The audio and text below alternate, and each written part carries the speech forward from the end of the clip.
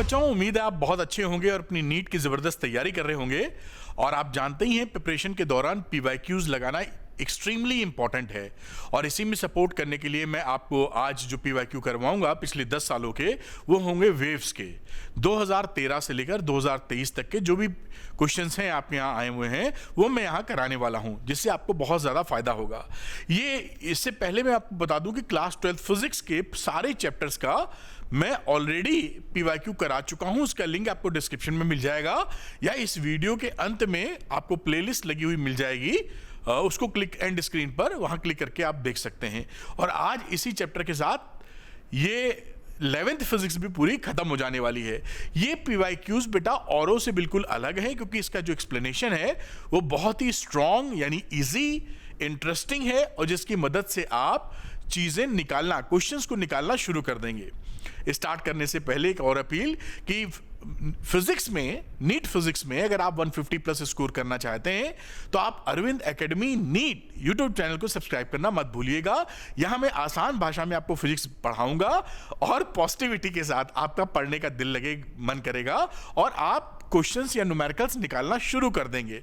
और 150 अगर आ गए आपके फिजिक्स के अंदर तो आपका सिलेक्शन मुझे नहीं लगता कि रुकने वाला है। चलिए बातों को शुरू कर लेते हैं। यहां पर देखिए नीट 2024 10 साल के क्वेश्चंस लगाएंगे और ये रहा आज का चैप्टर जो कि है वेव्स। थोड़ी सी जानकारी और, क्योंकि बड़ी मेहनत से आपके लिए चीजें मुहैया कराई हैं।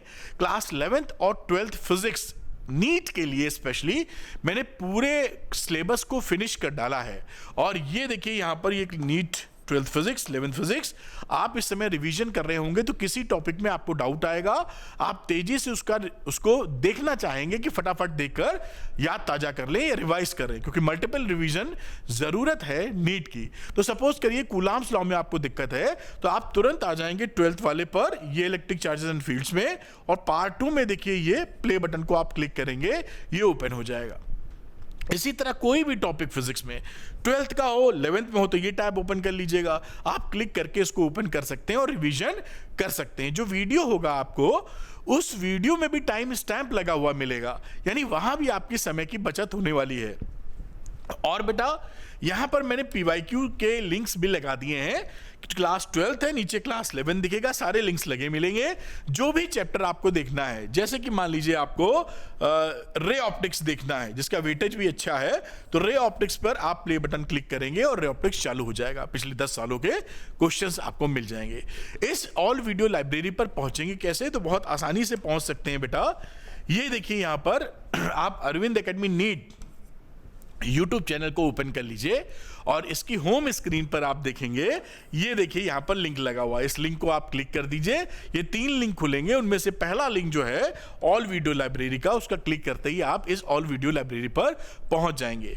और बेटा कई बच्चों को चाहिए होता है जो मैं पढ़ा रहा हूं उसका पीडीएफ, तो ये रहा, इसका पीडीएफ आपको मिल जाएगा Arvind Academy NEET Telegram channel पर, लिंक डिस्क्रिप्शन में दिया है, क्लिक करके आप ज्वाइन कर सकते हैं और इसका पीडीएफ वगैरह ले सकते हैं।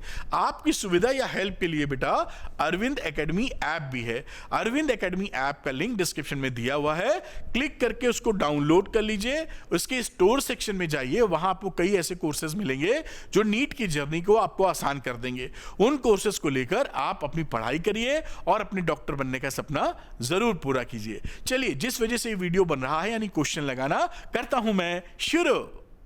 तो बच्चों करते हैं 2023 का क्वेश्चन। ये रहा 2023 का क्वेश्चन। देखिए यहां लिखा हुआ the ratio of frequencies of fundamental harmonic produced by an open pipe, fundamental की बात कर रहा है, to that of closed pipe having the same length. दोनों की जो फंडामेंटल फ्रीक्वेंसीज हैं, क्लोज्ड ऑर्गन पाइप और ओपन ऑर्गन पाइप का, उनका रेशियो हमको बताना है। तो हमें यह मालूम होना चाहिए कि फंडामेंटल फ्रीक्वेंसी क्लोज्ड और ओपन ऑर्गन पाइप की क्या होती हैं। तो यहां पर मैं क्लोज्ड ऑर्गन पाइप पहले लिख दूं, अगर क्लोज्ड ऑर्गन पाइप, इसकी जो फंडामेंटल फ्रीक्वेंसी होती है F1 लिख रहा हूं उसको, और क्लोज्ड है तो मैं C लिख देता हूं जिससे कि हम पहचान पाए। इसको V/4L में लिख देता हूं। V है स्पीड ऑफ साउंड, और एल हो गई जो ट्यूब की लेंथ थी। यहां देखिए लेंथ जहां तक दोनों में सेम लेंथ बोल दिया है, ये देखिए सेम लेंथ बोला हुआ है। अब यहां पर ये जो ओपन पाइप है उसका भी हालचाल लेना होगा। तो ये जो ओपन पाइप होती है, ओपन ऑर्गन पाइप बेटा, इसकी जी की फंडामेंटल फ्रीक्वेंसी क्या हो जाएगी? इसको ओपन को ओ लिख देते हैं जैसे हम पहचान पाए। लेंथ सेम थी तो लेंथ यहीं रहने दी, हम रहने दिया। और इन्होंने पूछा ही यही था कि भैया हमको ओपन अपॉन क्लोज का मामला, इसका रेशियो आप हमको बता दीजिए। तो बता देते हैं, ये V अपॉन 4L है, और ये था, इसमें गड़बड़ लिख गया, ये V अपॉन, ये ओपन है, ये बेटा 2L होती है यहां पर, दिस इज 2L, तो V अपॉन 4L, और ये ओपन की मामला है तो ओपन का V अपॉन 2L है, और नीचे हो गया V अपॉन 4L। अब इसको सॉल्व करोगे तो आ जाएगा, ये V है, VL सब कट जाएगा, 4/2 मतलब 2। तो इसका आंसर क्या हो गया? देख लेते हैं क्या बनेगा। इसका आंसर बन रहा है D, 2:1। ये 2:1 है, तो ये D ऑप्शन बन गया। This is option number D. इस तरह से सवाल कर सकते हैं, ये ध्यान से याद रखिएगा। ओपन ऑर्गन पाइप के अंदर V अपॉन 2L, और ये क्लोज्ड ऑर्गन पाइप के अंदर V अपॉन 4L, इसको पकड़ के रखिए। कई बार ऐसे क्वेश्चंस रिपीट हुए हैं आपके नीट में, तो आपको इसका ध्यान रखना पड़ेगा। आप इसको अच्छे से नोट कर लें बेटा। तो बच्चों करते हैं 2022 का सवाल। ये देखिए बहुत ही आसान सवाल है, एकदम मजे से आप इसको कर पाएंगे। दिखाता हूं आपको। लिखा, if the initial tension on A stressed string is doubled. देखिए स्ट्रेस्ड स्ट्रिंग पे, ये मान लीजिए कोई स्ट्रिंग है, सपोज समझाने के लिए बांध रखी है, तो इसमें जो velocity of sound, speed of sound निकालते हो वो T अपॉन म्यू से निकालते हो। फॉर्मूला आपको पता होगा, मुझे पूरी उम्मीद है। T होता है टेंशन इन द स्ट्रिंग, कितनी टेंशन आपने दे रखी है। और रही बात म्यू की, तो म्यू को आप लिख सकते हैं क्या? मास पर यूनिट लेंथ। ये भी आपको क्लियर होना चाहिए, यूनिट लेंथ भी यहीं लिख देते हैं। अब ये क्या कह रहे हैं? ये कह रहे हैं कि if the initial tension on A stressed string is doubled, इसको आप इस फोटो की जगह ऐसा भी समझ सकते हैं कि पुली से भी कई लोग अटैच कर देते हैं इसको। जैसे आप उसके टेंशन को बढ़ा घटा पाइए, ये इसके वेट लटका दिया आपने, टेबल हो गई, तो आप इस, और यहाँ से बंधा हुआ है, तो ये वेट बढ़ाएंगे तो टेंशन यहाँ का जो होता है बढ़ जाता है। तो इस टेंशन को आप बढ़ा के क्या किए हैं? डबल कर दिए हैं। ये देखिए डबल कर दिए हैं। तो फाइनल स्पीड क्या रहेगी? इनिशियल और फाइनल स्पीड का रेशियो हमको निकालना है। बहुत ही सरल हो गया। पहले था √T/μ, और उसके बाद V डैश लिख देते हैं जहां पर हमने टेंशन को डबल कर दिया है। तो रेशियो ले लीजिए V अपॉन V डैश, तो √T/μ, और यहां √2T/μ लिखेंगे। आप इसको डिवाइड करेंगे तो ये आ जाएगा 1/√2, और यही आपका आंसर है, जो कि आंसर नंबर सी है यहां पर। तो देखिए कितना आसान सवाल था 2022 का भी। बस आपको फॉर्मूला, मतलब इसमें मैंने तो आपको समझाया है कि जैसे आपके दिमाग में वो फोटो बन जाए, वो इमेज आ जाए, जैसे आप मेरे साथ पूरी तरह कनेक्टेड रहें कि हाँ भाई समझ में आ रहा है। लेकिन अगर आप तैयारी कर रहे होंगे तो अगर आपको फॉर्मूला ही याद है तो बस पिद्दी सा फॉर्मूला लगाना है। It will take hardly 30 seconds और 40 सेकेंड्स पढ़ना। ये सवाल भी छोटा है, 30 सेकेंड लगेंगे, 3-2.5 लाइन है इसमें पढ़ने के लिए। तो ऐसे सवाल भी आपको मिलेंगे, थोड़े से लेंदी भी मिल जाएंगे कभी कभी, तो इसको आप नोट कर लीजिए अच्छे से। तो बच्चों करते हैं 2020 का सवाल। ये रहा 2020 का क्वेश्चन। देखिए यहां बोला गया है, इन ए guitar 2 strings A and B made of same material are slightly out of tune and produced beats of frequency 6 Hz। तो 6 Hz की फ्रीक्वेंसी जो A और B हैं, 2 स्ट्रिंग्स, मैं 2 स्ट्रिंग यहां लिख देता हूं, मान लो A ये ले लिया और B इधर ले लिया, उनमें 6 हर्ट्ज की फ्रीक्वेंसी, 6 हर्ट्ज की बीट्स प्रोड्यूस हो रही है। आगे when tension is B is slightly decreased, इसको थोड़ा सा टेंशन कम करेंगे, the beat frequency increases to 7 hertz.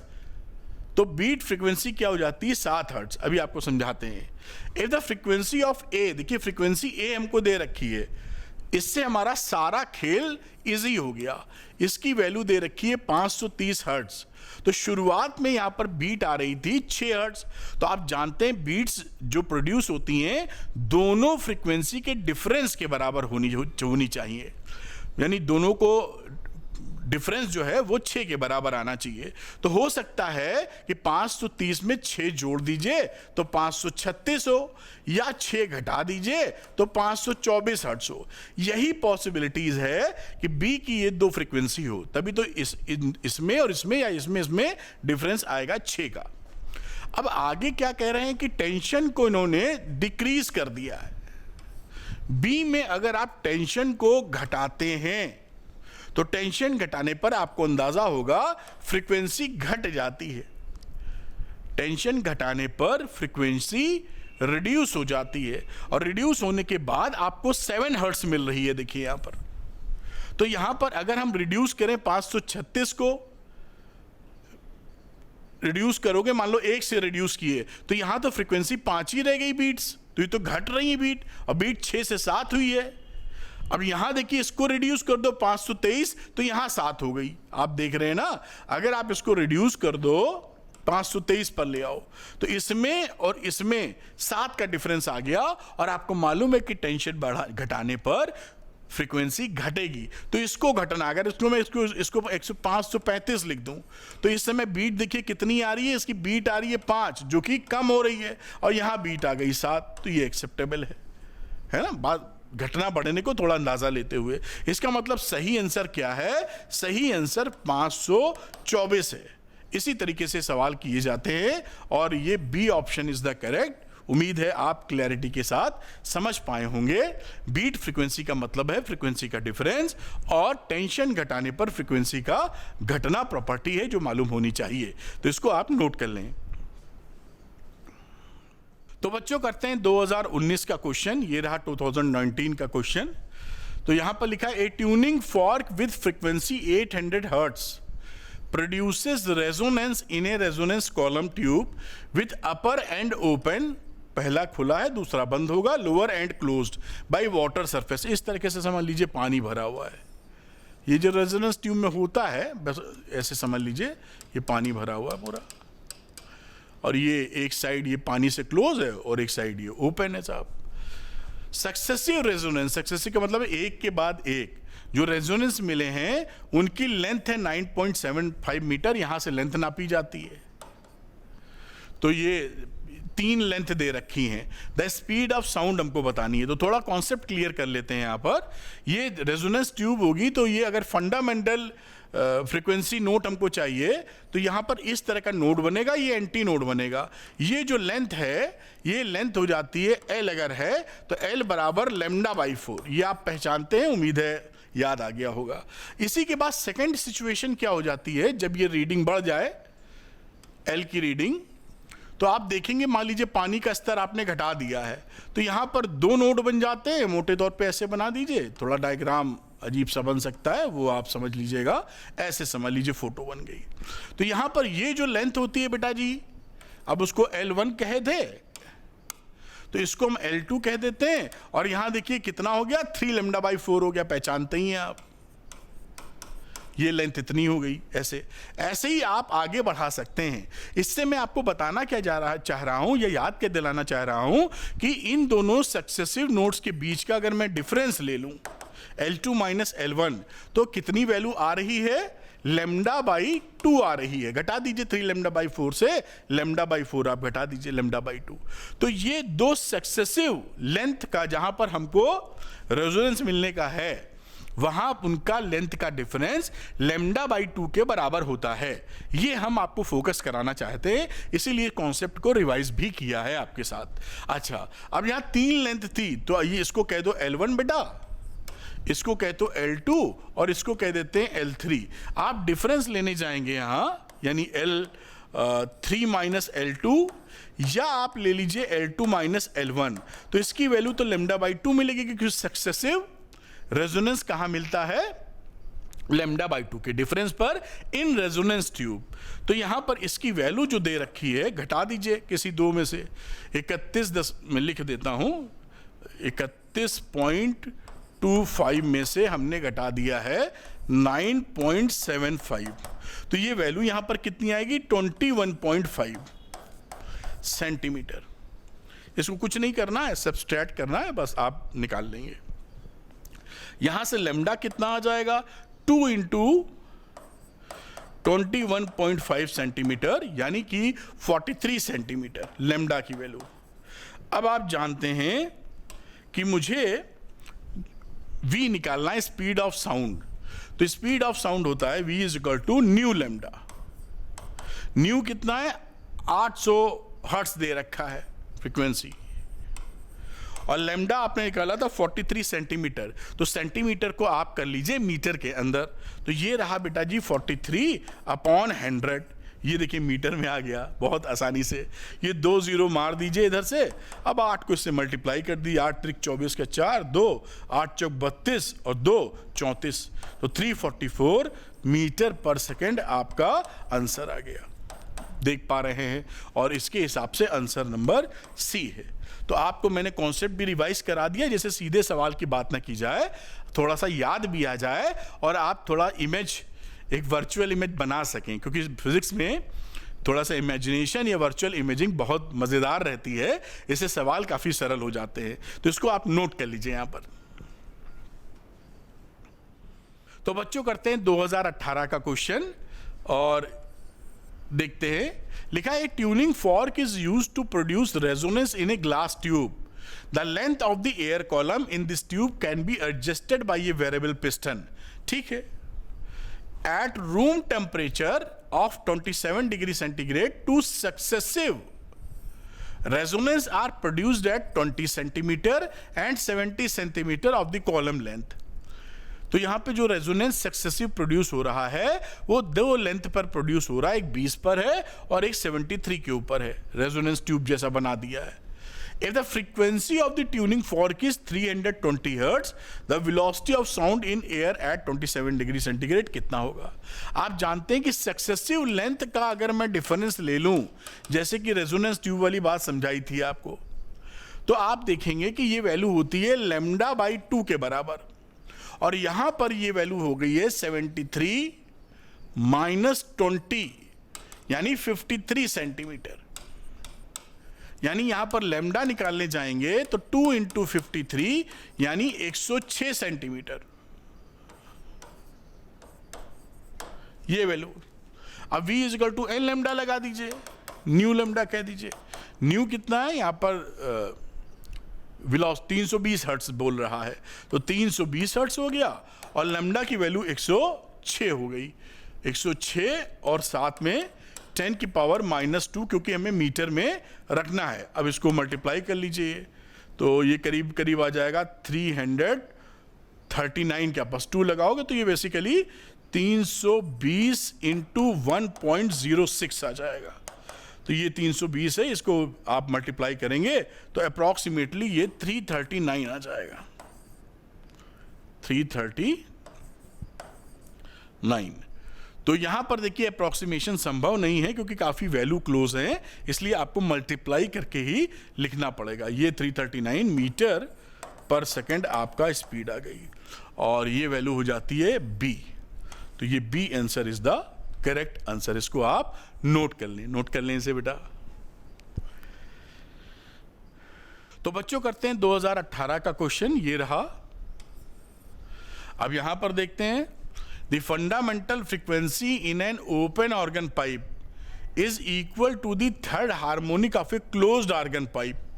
If the length of the closed organ pipe is this one, the length of the open organ pipe बताइए। बहुत ही सरल सवाल है। पहले मैं ओपन ऑर्गन पाइप की बात करता हूं। तो ओपन ऑर्गन पाइप की कंडीशन में क्या बोल रहे हैं? Fundamental frequency in an open organ pipe. तो फंडामेंटल फ्रीक्वेंसी क्या होती है? ये यहां होती है V/2L। ये हो गया कहानी किसकी?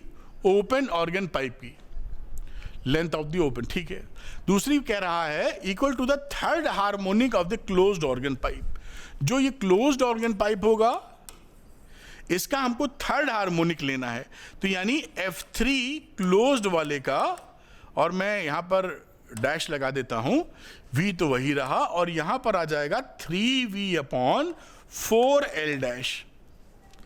आप जानते हैं क्लोज्ड ऑर्गन पाइप में V/4L चलता है, तो थर्ड हार्मोनिक तो 3V/4L डैश हो गया, ठीक है। The length of the closed organ pipe L दे रखा है इन्होंने, 20 दे रखा है क्लोज्ड वाले का, यानी L डैश यहां दे रखा है 20।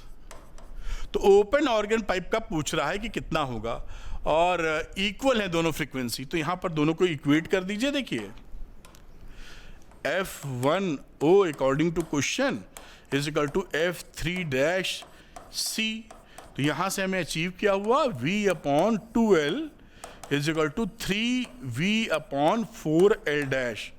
ये V कट गया है और L डैश 20 सेंटीमीटर, तो यहां से L कितना आ जाएगा, अगर आप देखें तो आ जाएगा L इधर पहुंचा दो, तो ये रहा L डैश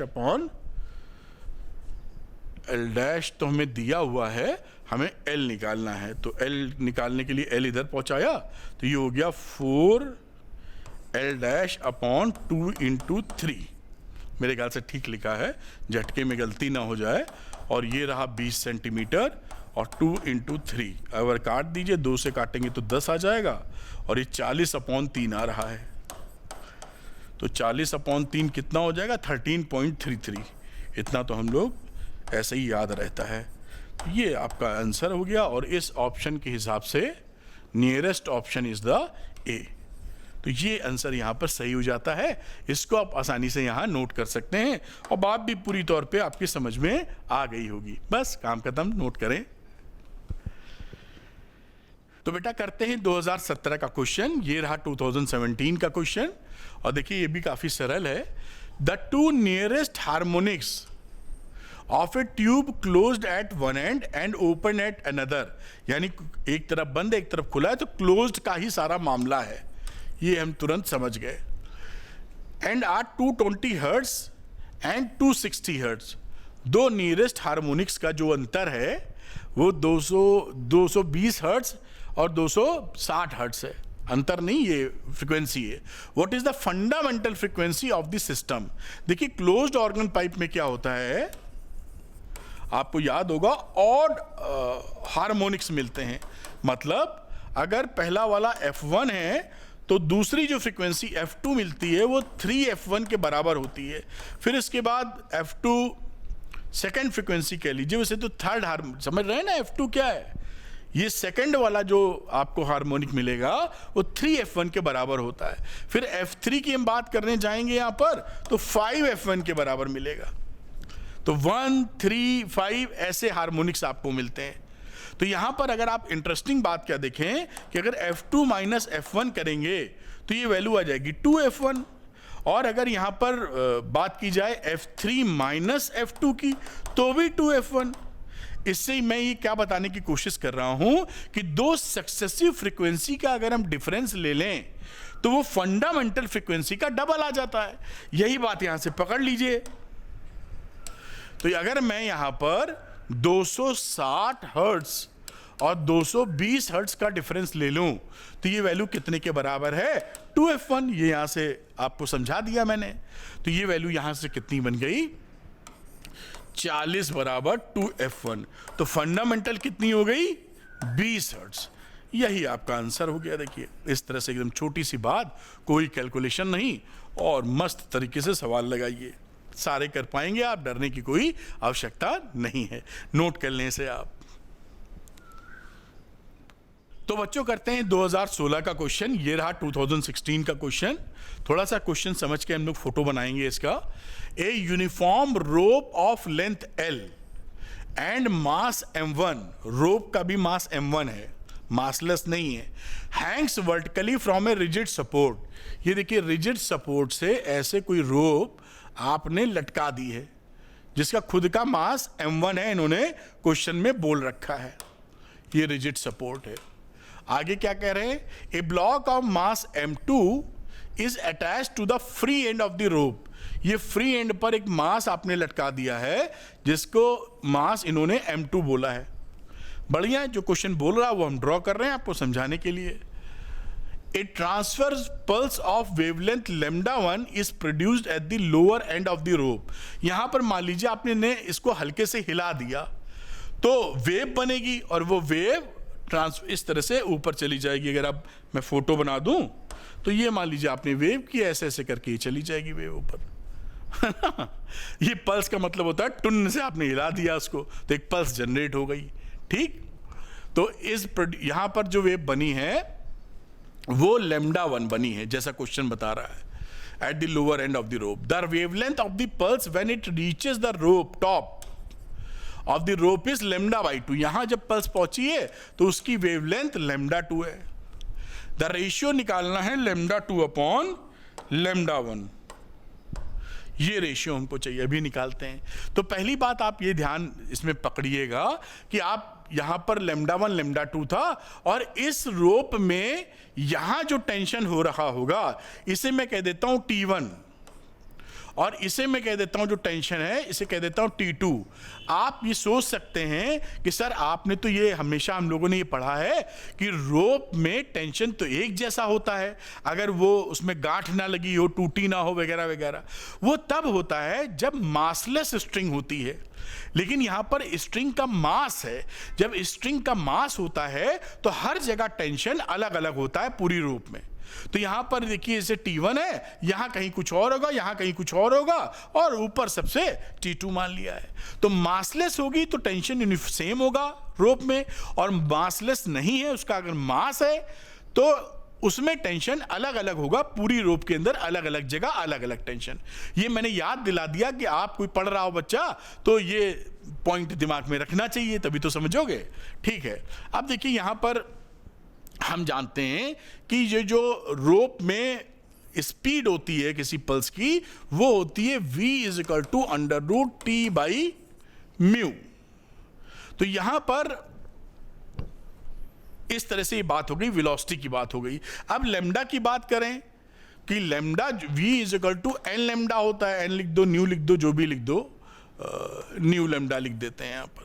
तो हम देख रहे हैं कि v इज यहां पे ऐसा लिख दें अगर lambda is proportional to v और v is proportional to which one, इसके प्रोपोर्शनल है।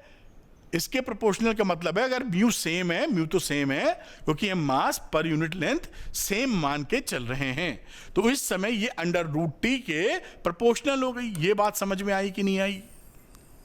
ये जो लैम्डा v = n लैम्डा से लैम्डा आपका प्रोपोर्शनल हो गया v के, और v इस फॉर्मूले से लिंक्ड होता है इसमें। तो म्यू अगर कांस्टेंट है, जो कि कांस्टेंट है, म्यू होता है मास पर यूनिट लेंथ, वो कांस्टेंट है, तो टेंशन जितना आपका होगा उसी से वेलोसिटी बदलेगी, स्पीड। तो v is proportional to √T। अब यहां पर इस फॉर्मूले में लैम्डा और √T को हिसाब बना लेते हैं, यानी λ2 अपॉन λ1 जो पूछा है इन्होंने, ये λ2 अपॉन λ1 इज इक्वल टू √, ये रहा बेटा T2 अपॉन T1। इससे आप मेरे ख्याल से कन्विंस हो गए कि सर ने बिल्कुल ठीक लिखा है। अब मामला क्या है कि T2 कहां का है, यहां का, तो T2 पर कितना वो होगा टेंशन, तो T2 पर भैया ये और इसका दोनों मास काम कर रहा है, तो T2 का मतलब है m1 + m2 × g, क्योंकि इस एंड ने तो इन दोनों मास को या वेट को संभाल रखा है। तो यहां वैल्यू आपने लिखी m1 + m2 × g, और नीचे T1 आ जाइए, ये T1, ये इसने इसी को संभाल रखा है, तो यहां T1 कितना हो जाएगा m2g। जैसा आप उम्मीद है बातों को क्लैरिटी से पचा रहे होंगे, ये m2g लिख दिया। अब g यहां पर काट दो, तो ये वैल्यू बन गई क्या, ये g और g कट जाएगा, m1 + m2 अपॉन m2, ये आपका आंसर आ चुका है। और यही ऑप्शन अगर आप देखें तो D is the correct choice. इस तरह से आप इसको कर सकते हैं। तो आप इसको चाहें क्या, आप इसको नोट कर लीजिए। करते हैं अगला सवाल, नोट करें इसे आप। तो बच्चों करते हैं 2016 का क्वेश्चन, ये रहा। और इसमें देखिए क्या है, the second overtone of an open organ pipe has the same frequency as the first overtone of a closed organ pipe। तो मैं आपको अच्छे से समझाने के लिए मैं ओपन ऑर्गन पाइप का हेडिंग पहले डालता हूं। ओपन ऑर्गन ही लिख दें, समझ जाओगे। इसका क्या बोला है, कौन सा ओवरटोन है, सेकंड ओवरटोन। तो इसकी सेकंड ओवरटोन किसके बराबर हो जाएगी, आपको पता होना चाहिए, थर्ड हार्मोनिक के बराबर। क्योंकि यहां सभी तरह के आपको इवन एंड ऑड दोनों हार्मोनिक मिलते हैं। तो जब आप सेकंड ओवरटोन की बात करोगे तो थर्ड, अगर आपको ये रिश्ता नहीं पता है, ओवरटोन का मतलब होता है हार्मोनिक से एक आगे चलता है, तो ओवरटोन है ना, तो first overtone second harmonic and second overtone third harmonic, ये आपको क्लियर होना चाहिए, वरना दिक्कत होगी। ये दूसरी बात करते हैं क्लोज्ड ऑर्गन पाइप की। क्लोज्ड ऑर्गन पाइप के अंदर इन्होंने बोला है फर्स्ट ओवरटोन, तो यहां पर जो फर्स्ट ओवरटोन हो जाएगा ये भी थर्ड हार्मोनिक के बराबर हो जाएगी। आप कहेंगे सर ये कैसे हो जाएगी, तो आपको याद दिला दूं, यहां 1:3 केवल ऑड हार्मोनिक मिलते हैं। तो फर्स्ट ओवरटोन की बात करेंगे, फिर आपकी फर्स्ट ओवरटोन का मतलब हो जाएगा थर्ड हार्मोनिक।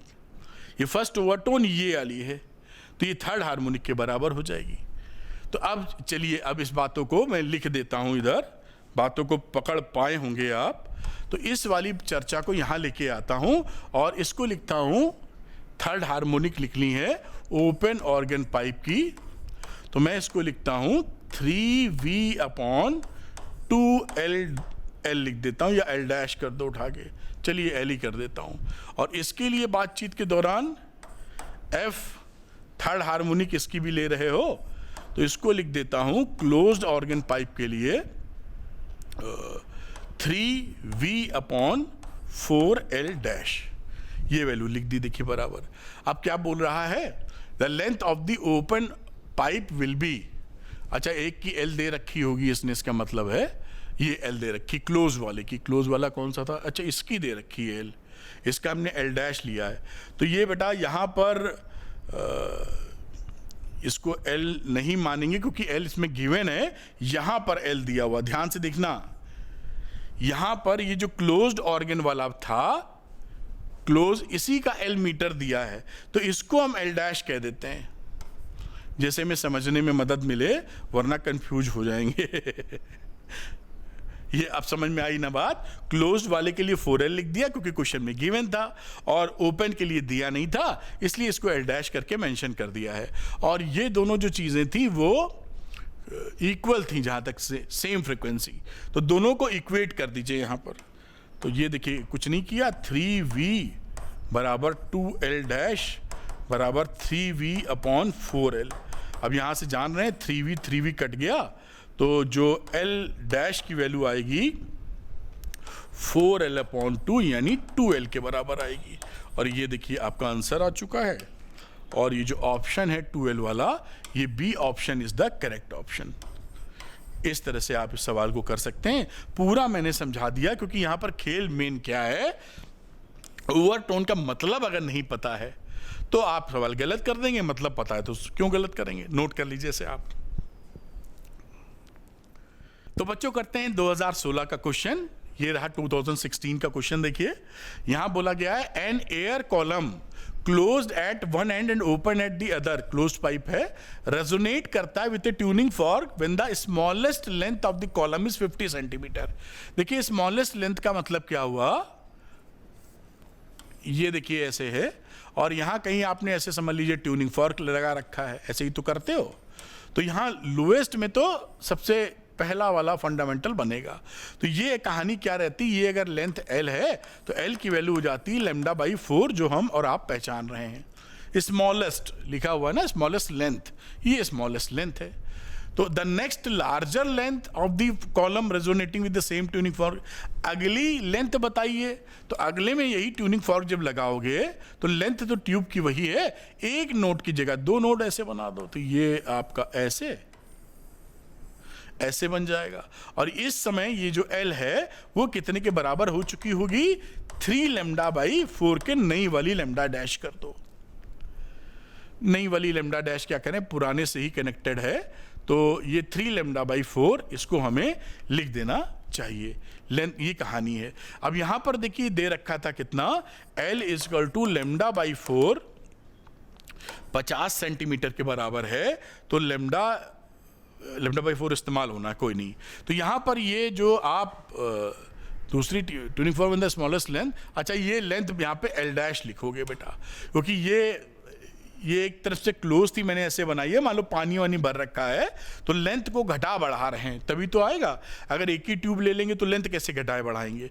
तो आप ऐसा समझ लीजिए कि ये एक लेंथ थी यहाँ पर और ये लेंथ को बढ़ा दिए L डैश, तो ऐसे बन रहा है। बात पकड़ में अब आएगी।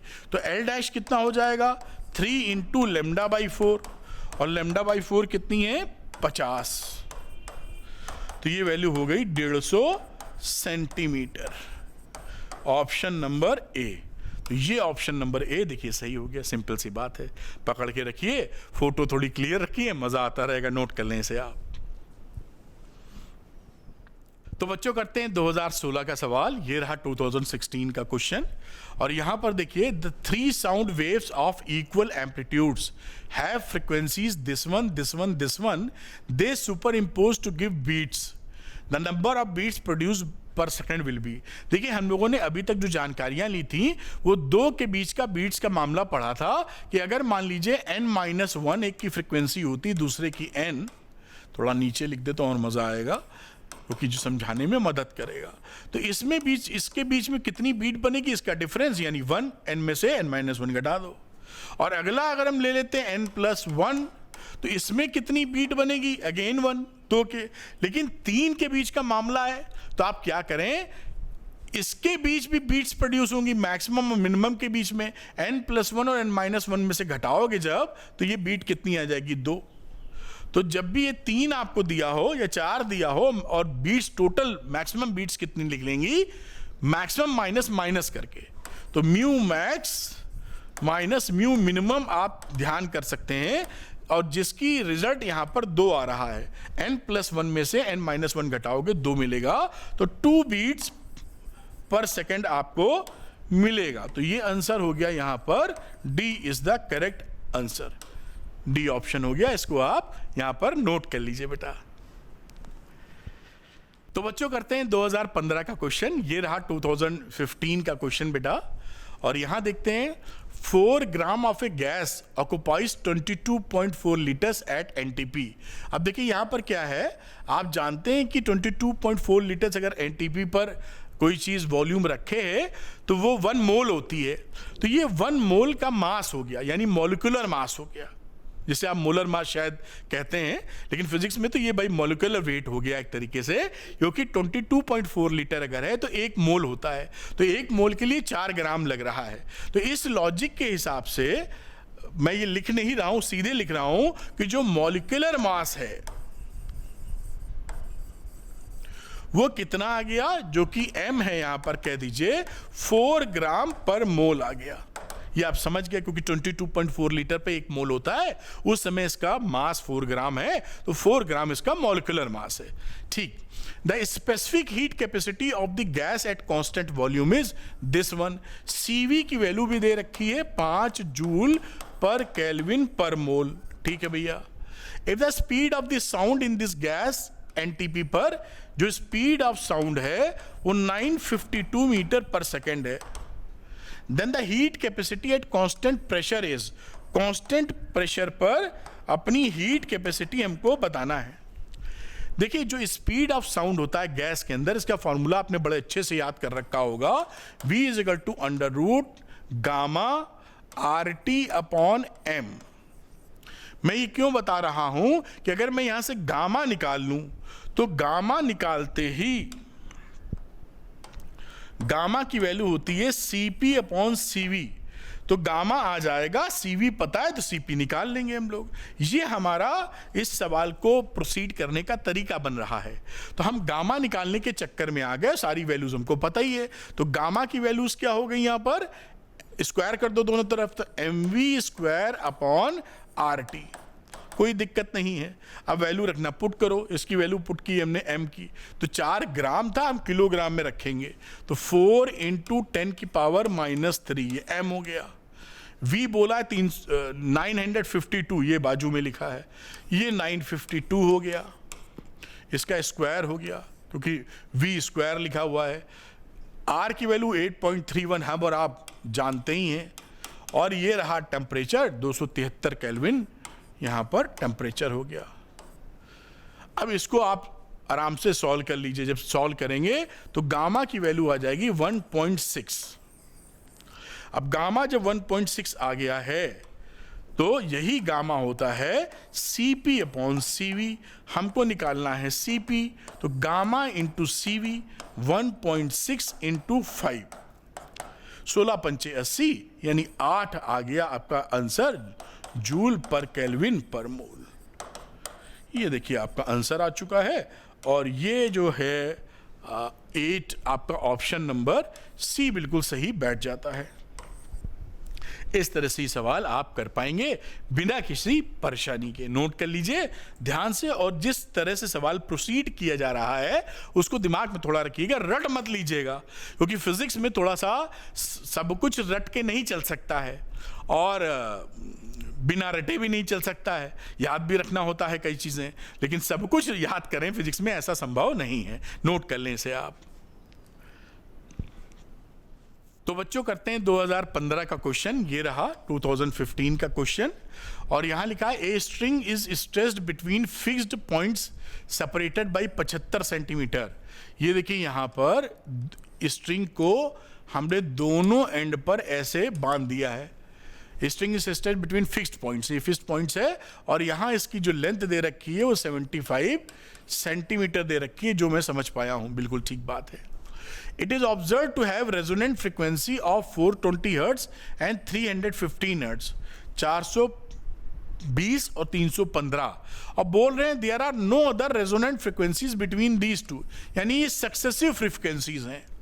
ये स्टेटमेंट लिखने का मतलब है कि इनके बीच कोई फ्रीक्वेंसी नहीं आती, ये है, इसके बाद अगली है ये। The lowest resonant frequency for this string, lowest हमको बतानी है। ये सवाल बहुत सरल है, लेकिन उससे पहले हम फील आपको करा देते हैं। जो फ्रीक्वेंसी यहां पर रहती है, एन फ्रीक्वेंसी कह दीजिए, तो इसके अंदर वो आंसर जो फॉर्मूला हमने पढ़ा है NV अपॉन 2L आप लिखते हो, जहां पर n की वैल्यू 1, 2, 3 एंड सो ऑन चला करती, फिक्स्ड एंड पर बंधी हुई स्ट्रिंग है। तो अब यहां पर एक चीज आप देखिए कि अगर मैं फ्रीक्वेंसी को n+1 में से μn घटा दूं, यानी सक्सेसिव ले रहा हूं, तो यहां पर क्या लिखोगे, n+1 × V upon 2L minus NV upon 2L। घटाएंगे तो इसकी वैल्यू आ जाएगी V अपॉन 2L, जो कि ये कौन सी फ्रीक्वेंसी है, this is the fundamental frequency या लोवेस्ट फ्रीक्वेंसी, रेजोनेंट फ्रीक्वेंसी। क्योंकि भाई n की वैल्यू 1 रखते तो V अपॉन 2L तो आता, इससे छोटा तो होता ही नहीं कुछ, तो सबसे छोटी फ्रीक्वेंसी ये है।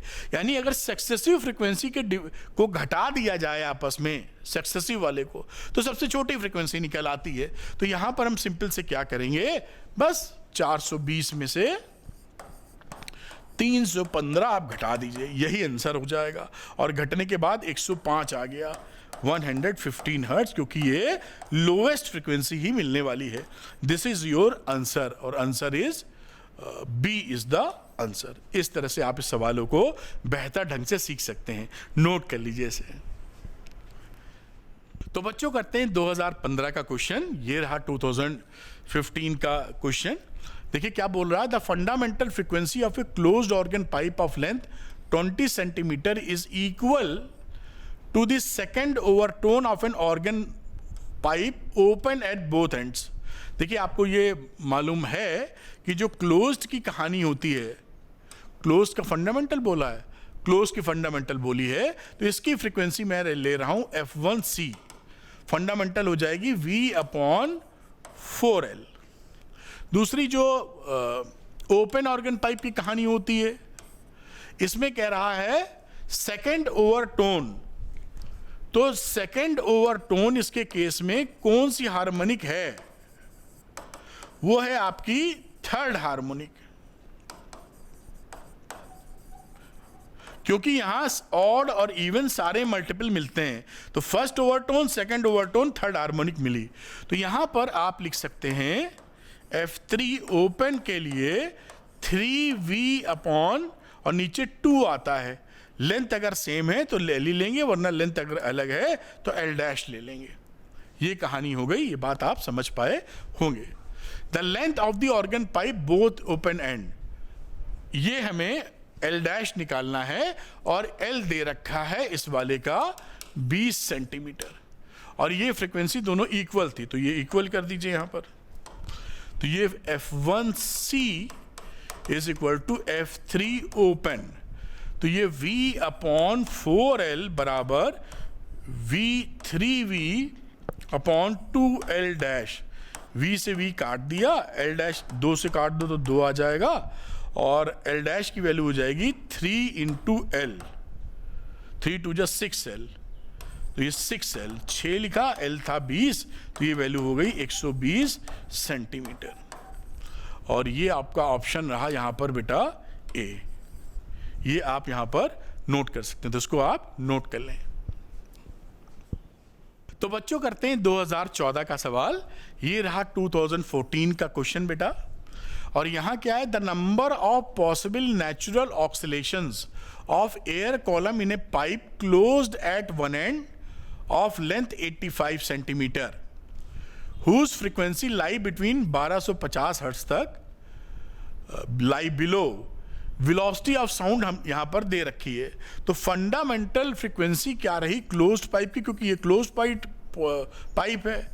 Fundamental frequency of closed pipe में लिख दूं या ना लिखूं, आप समझदार हैं, ये पाइप की कहानी। तो न्यू की वैल्यू होती है V/4L, हमें और आप दोनों को पता है, और ये हो गई 340 4, और L इन्होंने बताई है 85 सेंटीमीटर। तो 85 का मतलब मीटर में 0.85। इसको आप सॉल्व करेंगे तो आपको मिलेगा 100 हर्ट्ज। अब 100 हर्ट्ज मिला तो आपको ये है क्लोज्ड पाइप। क्लोज्ड पाइप के अंदर क्या होता है, जो हार्मोनिक मिलते हैं वो हार्मोनिक मिलते हैं 1:3:5:7:9, इस तरह से इस फॉर्म में मिलते हैं। तो अगर पहला आपको 100 हर्ट्ज पे मिला है ये रेजोनेंस, तो दूसरा फ्रीक्वेंसी किधर मिलेगा 300 हर्ट्ज पर, अगला कितना मिलेगा 500 हर्ट्ज पर, फिर मिलेगा 700 हर्ट्ज पर, फिर मिलेगा 900 हर्ट्ज पर, फिर मिलेगा 11वें पे 1100 हर्ट्ज पर, और अगर यहां पर इसके बाद 13 लिखेंगे तो 13 वाला मिलेगा 1300 हर्ट्ज पर। लेकिन ये एक्सेप्टेबल नहीं है, क्योंकि क्वेश्चन में बोला है बिलो 1250।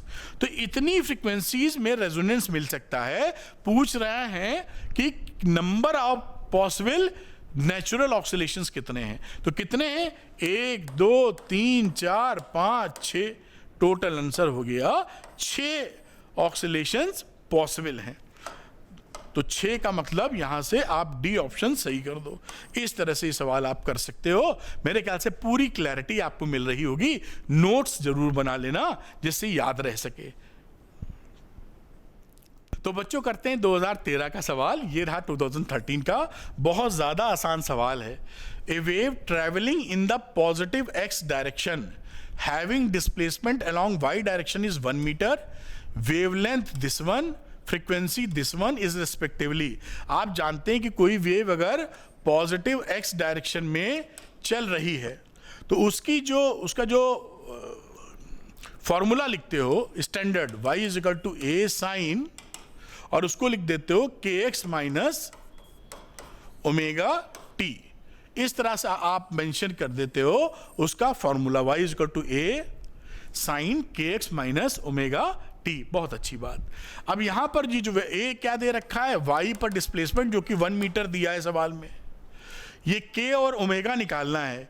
तो k क्या होता है 2 पाई बाई लेमडा, यहां पर जहां तक लेमडा दे रखा है वेवलेंथ 2 पाई, तो 2 पाई अपॉन 2 पाई कर दोगे तो 1 आ जाएगा सिंपल वैल्यू इसका k का। ओमेगा कितना होता है, क्या दे रखा है हमको, फ्रीक्वेंसी दे रखी है, तो 2 पाई न्यू ओमेगा की फ्रीक्वेंसी होती है।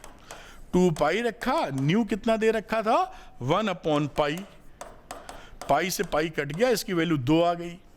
अब इस सारी वैल्यूज इसमें पुट कर दो तो ये क्या बन गया, y इज इक्वल टू ए की जगह 1 साइन k की जगह रहा 1, तो 1 into x minus omega t, यानी सिंपल भाषा में y is equal to sine x minus 2t आपका आंसर आ चुका है। अब ये इतना तो पकड़ना जरूरी है, नहीं तो कैसे करोगे।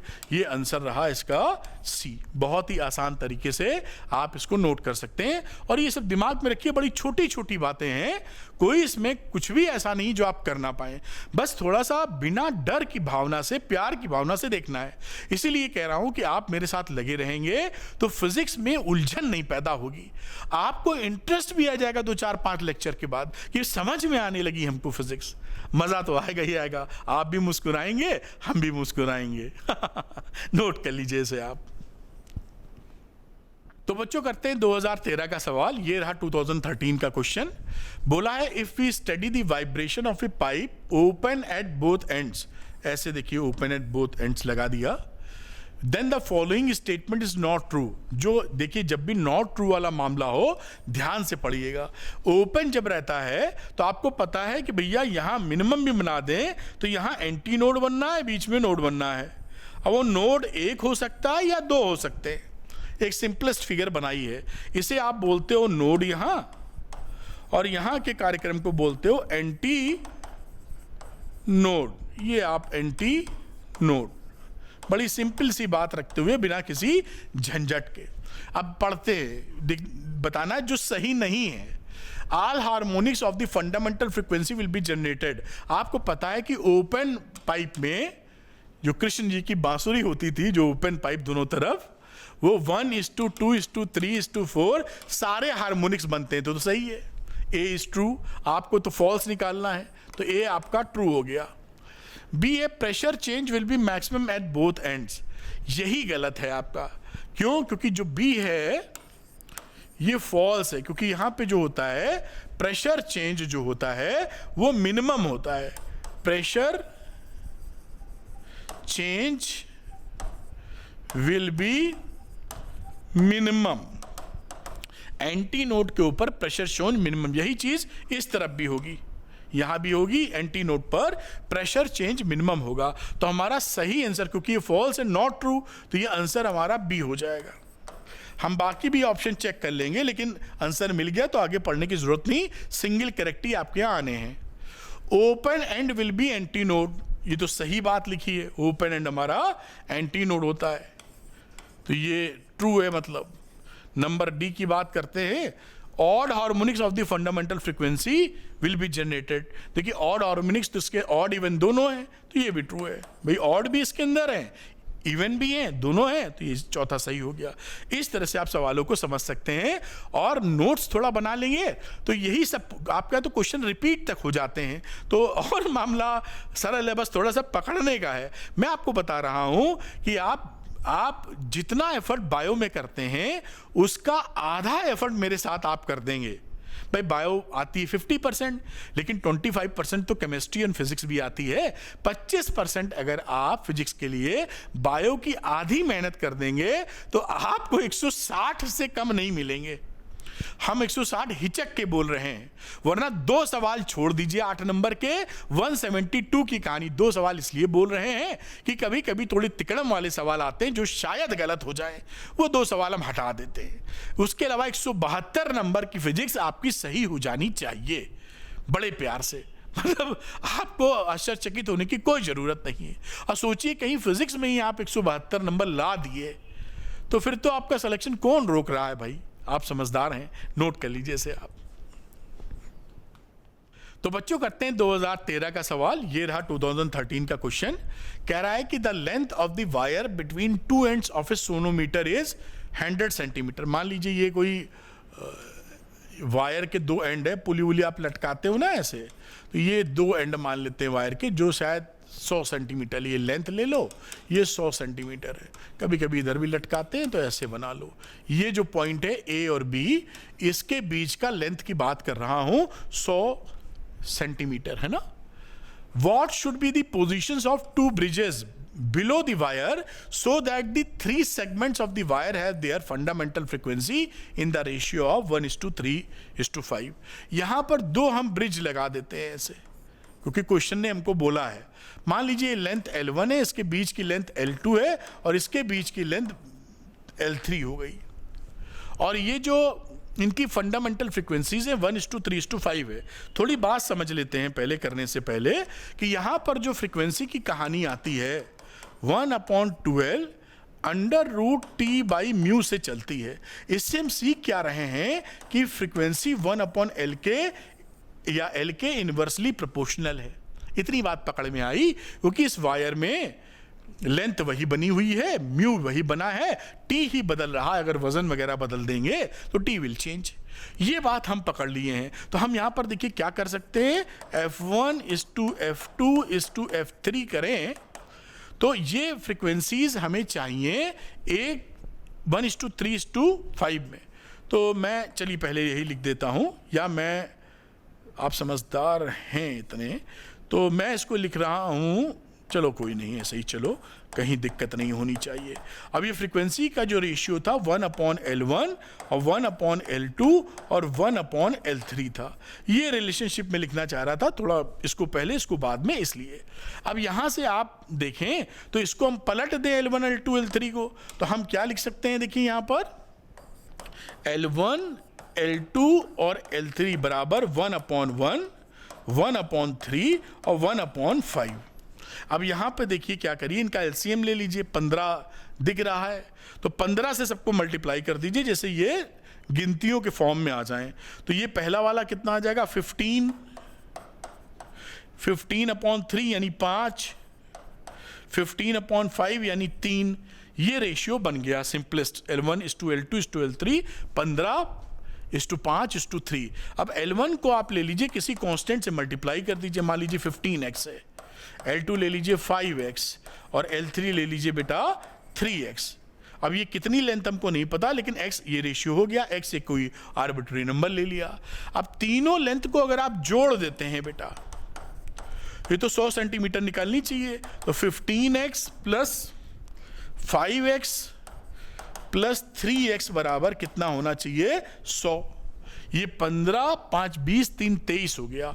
ये 23x बराबर 100, यानी x की वैल्यू कितनी आ गई, 100/23। उम्मीद है बात बिल्कुल पकड़ में आई होगी। अब L1, L2, L3 की वैल्यू निकाल दीजिए। तो मैं कलर बदल देता हूं।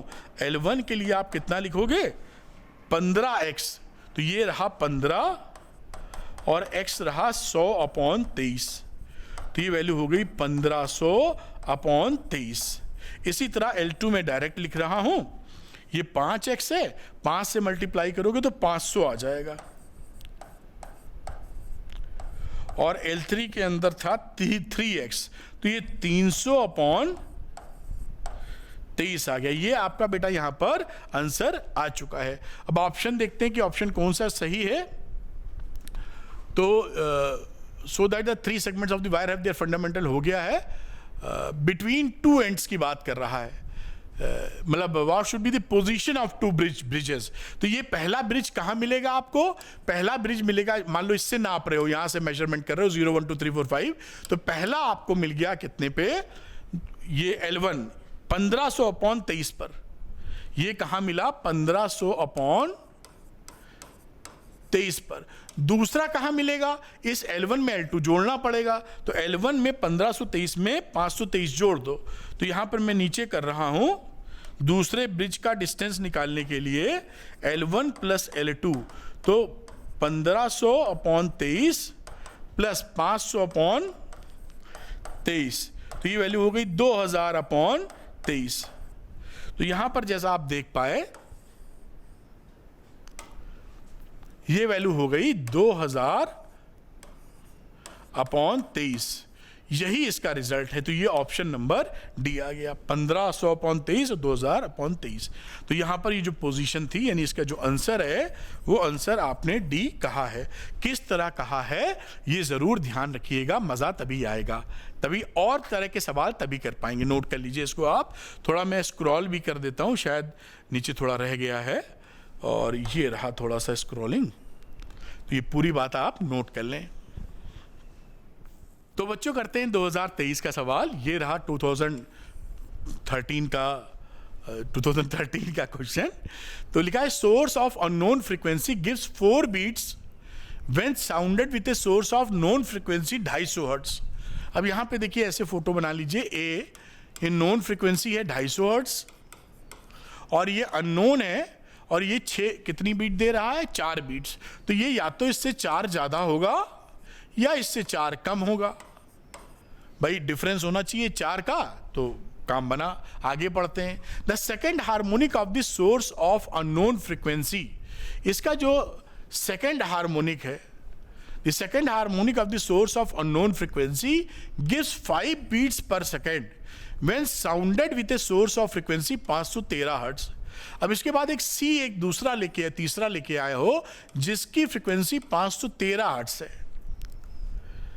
अब इसको बीच में लिख देते हैं थोड़ा सा यहां पर, और इन दोनों का जो अब बीट मिल रहा है वो है 5 बीट्स, यानी इन दोनों इसका मिलके 5 बीट निकल रहा है। तो अननोन फ्रीक्वेंसी बताइए। तो अब इसमें देख लीजिए कि भाई इसमें और इसमें 5 का डिफरेंस है क्या, इसकी डबल करनी पड़ेगी क्योंकि ये बोल रहा है सेकंड हार्मोनिक।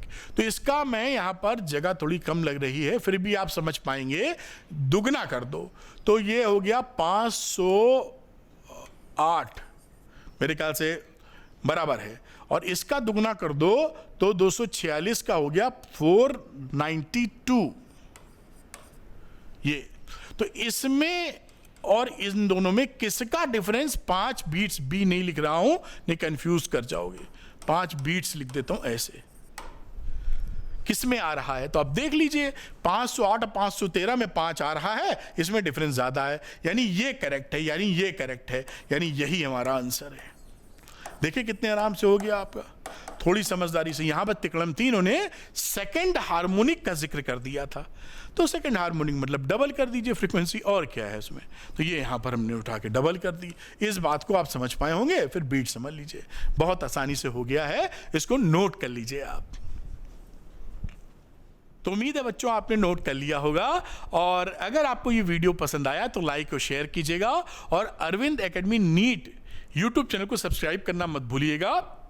अगर फिजिक्स में आप फिजिक्स नीट में 150 प्लस आप स्कोर करना चाहते हैं तो आप मेरे साथ आ जाइए। 150 मैं हिचक के बोल रहा हूं, आएंगे तो उससे ज्यादा ही, क्योंकि यहां पर मैं इंटरेस्टिंग मैनर में फिजिक्स पढ़ाऊंगा, आसान भाषा में पढ़ाऊंगा, मुस्कुरा के पढ़ाऊंगा, सब अच्छा लगेगा आपको और समझ में आएगा। तो जरूर फॉलो कीजिए या सब्सक्राइब कीजिए Arvind Academy NEET YouTube channel के लिए, सॉलिड कंटेंट और कॉन्सेप्चुअल कंटेंट एकदम आसान भाषा में। Thank you, good luck to you, bye.